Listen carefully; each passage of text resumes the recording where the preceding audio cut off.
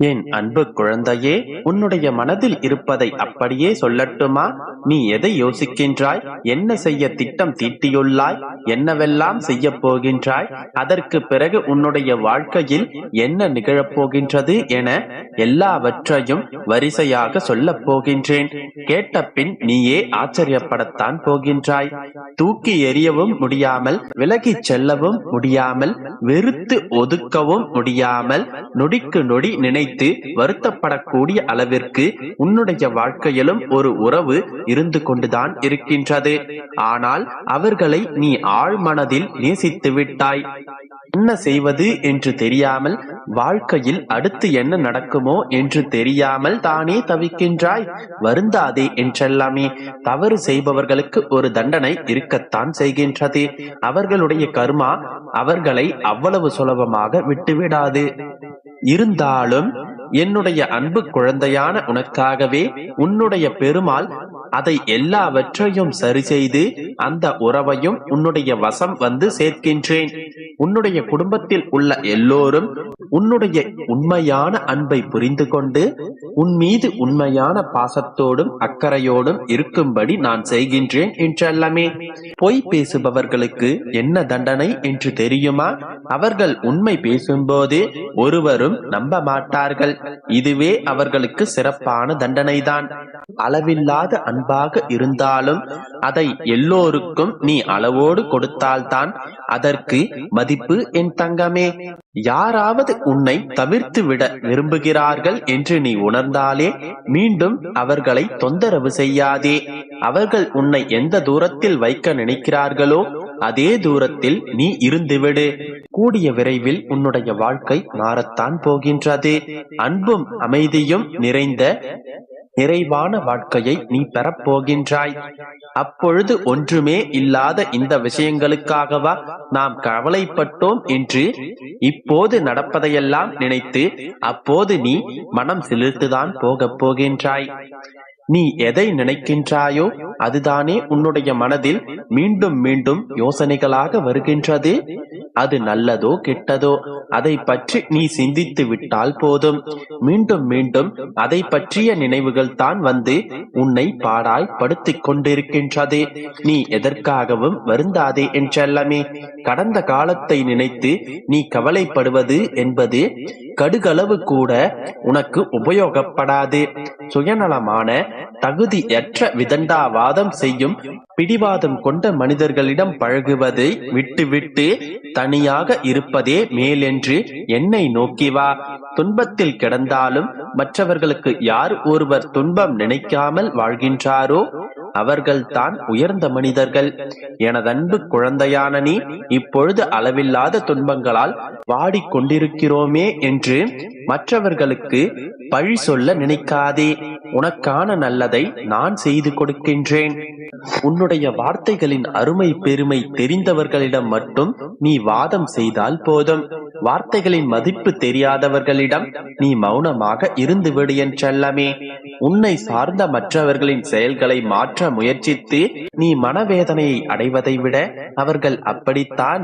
பெருமாள் அதை பார்த்துக் கொள்வார். எல்லாவற்றையும் சரி செய்து கொடுங்கள் அப்பா என்று என்னிடம் ஒப்படைத்துவிட்டு நிம்மதியாக வாழ பழகுவதுதான் உனக்கு நல்லது. எங்கிருந்தாலும் நீ நீயாகவே இருந்தால் உன்னுடைய வாழ்க்கையை ஒருபோதும் நீ இழக்க மாட்டாய் என்றல்லமே. அதிகம் பொறுமை உள்ளவர்களால் மட்டும்தான் காரியத்தை சாதிக்கும் திறமை இருக்கும். நீயும் கொஞ்சம் பொறுமையோடு இரு. உனக்கான விஷயங்களையெல்லாம் சிறப்பாக நான் நடத்தி கொடுக்கின்றேன். பயமும் நடுக்கமும் கவலையும் இப்போது உனக்கு வேண்டாம் என்றல்லமே. இவை எல்லாவற்றையும் நீதான் உனக்குள்ளேயே உருவாக்கிக் கொள்கின்றாய். கவலைகள் என்பது இரண்டு வகையில் மட்டும்தான் வந்து சேரும். ஒன்று, கடந்த காலத்தில் நடந்த துன்பங்களின் நனவாக வந்து சேரும் கஷ்டங்கள். இல்லையென்றால் எதிர்காலம் என்னவாகுமோ என்கின்ற கவலைகளால் வரும் பயத்தால் வந்து சேரக்கூடிய கவலைகள். உன்னுடைய மனதில் எப்படிப்பட்ட கவலைகள் இருந்தாலும் தூக்கி எறிந்து பார். உன்னுடைய வாழ்க்கையில் நிச்சயம் நீ முன்னேற்றம் அடைவாய். நீ நினைத்த காரியம் ஒன்றையும் நான் இப்போது உனக்கு நடத்தி கொடுக்க போகின்றேன். மகிழ்ச்சியாக இரு என் செல்லமே. என் அன்பு குழந்தையே, உன்னுடைய உருக்கமான வேண்டுதலை நான் கேட்டேன். உன்னுடைய வேண்டுதலை நிறைவேற்றி கொடுப்பதற்காக உன்னுடைய வீட்டு வாசலில் சந்தோஷமாக காத்து கொண்டிருக்கிறேன். தாமதிக்காமல் இதனை முழுமையாக கேள். என்னுடைய பரிபூரணமான ஆசீர்வாதத்தை மனமகிழ்ச்சியோடு பெற்றுக்கொள். நான் ஒருமுறை என்னுடைய பக்தர்களின் வீட்டில் காலடி எடுத்து வைத்து விட்டால் அந்த வீட்டில் அன்னத்திற்கு குறைவிருக்காது, செல்வத்திற்கு பஞ்சம் இருக்காது, அமைதியும் நிம்மதியும் உன் வாழ்வில் பூத்து குலுங்கும். இல்லை என்ற சொல்லுக்கே அவர்களுடைய வாழ்க்கையில் தேவை இருக்காது. அதுபோலவே உன்னை நான் இன்று உன்னுடைய வீட்டில் சந்திக்க வந்திருக்கிறேன்.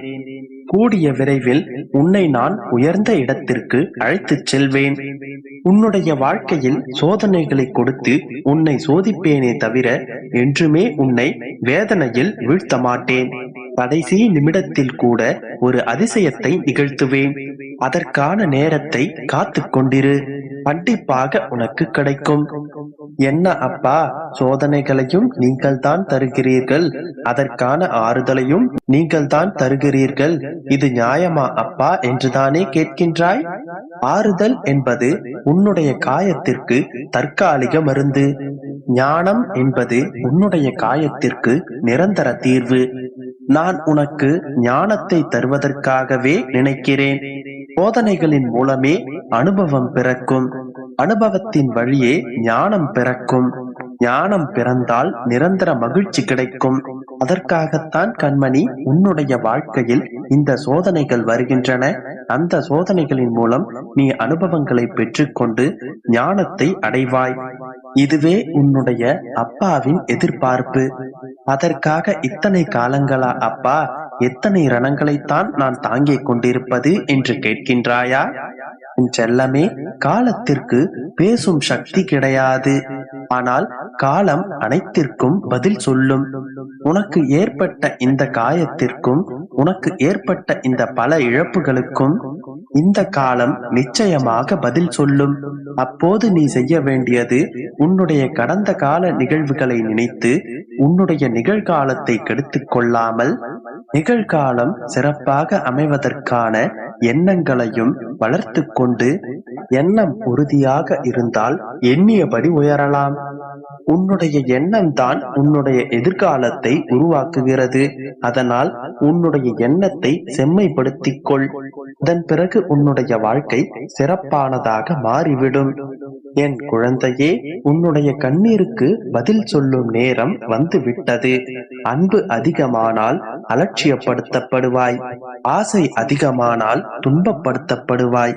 புயலிலும் சிக்காத புல்லை போன்று